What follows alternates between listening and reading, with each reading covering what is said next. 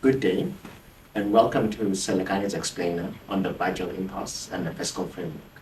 For the first time in our democratic history, a budget has not been passed in the usual proposed deadline of February. Here to discuss sort of what has happened and what is the concerns going forward is Wonga, who's an analyst with me at Selekani as a consultant. Hi, Liletu. Could you please explain to us on how we got to this budget impasse? Thank you, Wonga. How effective got to this budget impasse is effectively the finance minister had proposed a budget in February by which he had proposed an increase of 2% on VAT. Coalition members of the GNU effectively had not agreed in terms of passing this budget.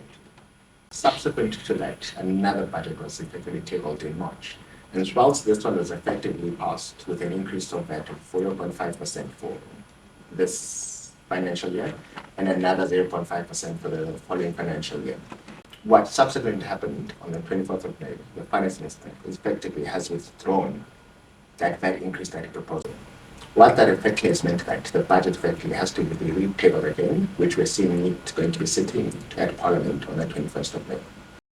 With the national budget under intense scrutiny, many are asking what even happens if Parliament fails to pass the budget. That's a good question, and Section 29 of the Public Management and Finance Act actually cover this into here.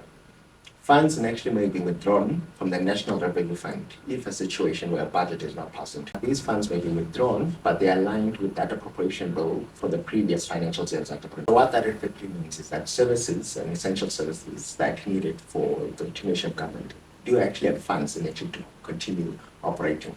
There's only the introduction of new programs of that may be addressed into there, but this shows that our legislation actually does cover what happens in situations if a budget is passed within their specific time frame.